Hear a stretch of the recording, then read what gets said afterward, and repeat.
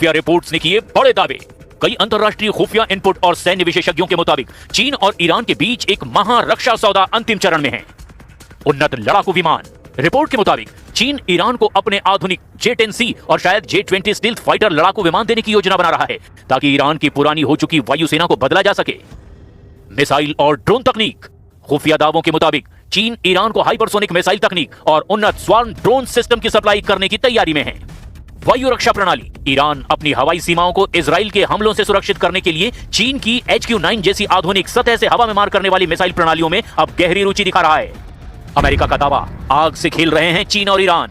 इधर अमेरिकी विदेश मंत्रालय ने कहा कि यदि चीन युद्ध के इस दौर में ईरान को घातक हथियार देता है तो इसे आग से खेलना ही माना जाएगा।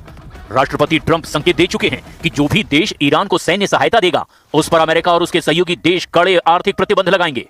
चीन के दौरे के दौरान ट्रंप ने राष्ट्रपति शी जिनपिंग के सामने यह मुद्दा उठाया है। अमेरिका का तर्क है कि हथियारों की यह सप्लाई न केवल मध्य पूर्व में अस्थिरता पैदा करेगी बल्कि अंतर्राष्ट्रीय सुरक्षा के लिए भी खतरा खड़ा करेगी।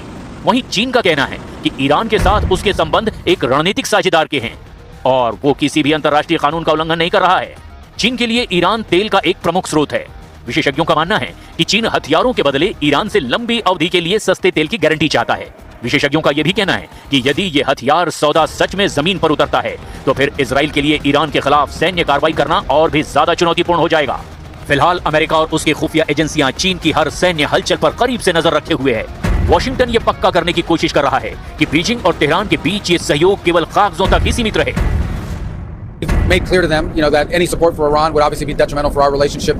That obviously is going to come up in this conversation. On trade, look, the United States is very clear. We have to be able to make our own stuff. We cannot depend on China or any country for that matter for 100% of anything that we need. वहीं दूसरी तरफ अल जजीरा की report के मुताबिक America ने 74 दिनों की जंग में अब तक कम से कम $29 अरब खर्च कर दिए हैं और ये रकम सिर्फ हथियारों या सैन्य उपकरणों पर खर्च नहीं हुए। इसमें सैन्य ठिकानों को हुए नुकसान का खर्च भी शामिल है। अमेरिकी रक्षा मंत्री पीट हेग्सेथ ने कांग्रेस से अतिरिक्त रक्षा बजट की मांग की। उन्होंने कहा कि दुनिया की सबसे ताकतवर सैन्य शक्ति बने रहने के लिए अमेरिका को अब $1.5 लाख करोड़ की जरूरत है। Surely everyone in this room, our resistance against US bullying is not an unfamiliar battle. So many of us encounter slight variations of the same repugnant coercion. It is high time for us to jointly step up and work towards making clear that those practices belong in the dustbin of history. Today, our nations are closer to one another than ever before, and we cannot ignore the common and dangerous challenge we all face. History has shown that empires in decline will stop at nothing to arrest their inevitable fates. A wounded animal will desperately claw and roar on its way down. अब ऐसी स्थिति में देखना यह होगा कि क्या Trump Iran के खिलाफ चीन में कोई बड़ी डील कर पाते हैं या फिर ट्रंप का चीनी दौरा खत्म होते ही ईरान पर चारों तरफ से भीषण हमले शुरू हो जाएंगे।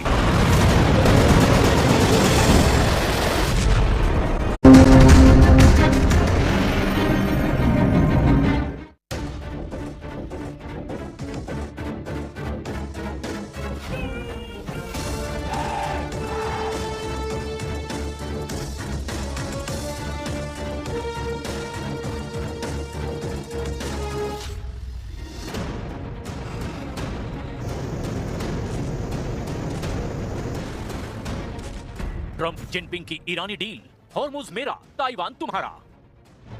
भले ही चीन में राष्ट्रपति ट्रंप दावा करें कि राष्ट्रपति जिनपिंग से उनकी मुलाकात शानदार हो रही है, लेकिन अंदर खाने जो खबरें सामने आ रही है वो हैरान करने वाली है।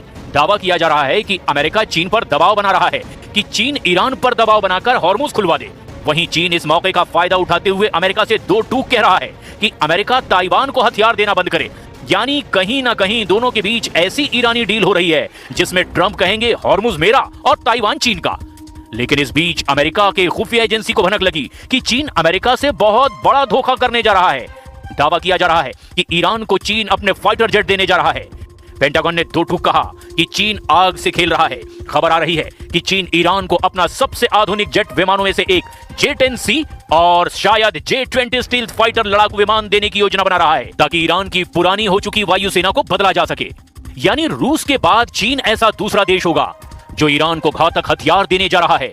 ऐसी स्थिति में विशेषज्ञ साफ तौर पर कह रहे हैं कि ट्रंप ईरान पर दूसरे राउंड का हमला करने से पहले चीन से वायदा लेने की कोशिश में है कि चीन ईरान की मदद नहीं करेगा। हालांकि ट्रंप ने दो टूक कहा है कि अब ईरान को या तो समझौता करना होगा या फिर उसका सर्वनाश होगा। इधर खबर यह आ रही है कि इजराइल UAE के साथ मिलकर के ईरान पर बहुत बड़े पैमाने पर सीक्रेट हमला करने का प्लान बना चुका है। मोसाद और सीआईए की रिपोर्ट से जो इशारा मिल रहा है कि ईरान पर हमला इस बार इस तरह से होगा कि उसे पलटवार करने का कोई मौका ही नहीं मिलेगा।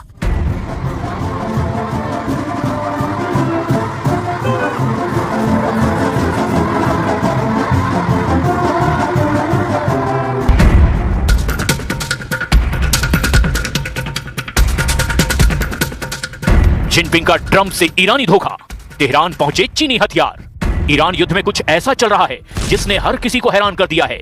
अमेरिकी राष्ट्रपति डोनाल्ड ट्रंप ने कहा कि ईरान के खिलाफ जारी जंग अमेरिका हर हाल में जीतेगा। चीनी दौरे के दौरान ट्रंप ने कहा ईरान या तो समझौता करेगा या फिर खुद तबाह हो जाएगा। लेकिन सवाल यह उठता है कि कैसे हॉर्मुज पर ईरानी पकड़ रत्ती भर भी कम नहीं हुई है।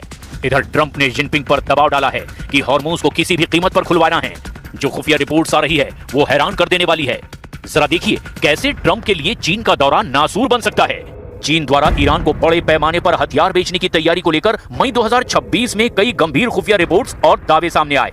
ऐसे में सवाल उठता है कि ट्रंप को चीन के दौरे से क्या हासिल होगा, क्योंकि चीन ईरान को बहुत बड़े पैमाने पर हथियार बेचने जा रहा है।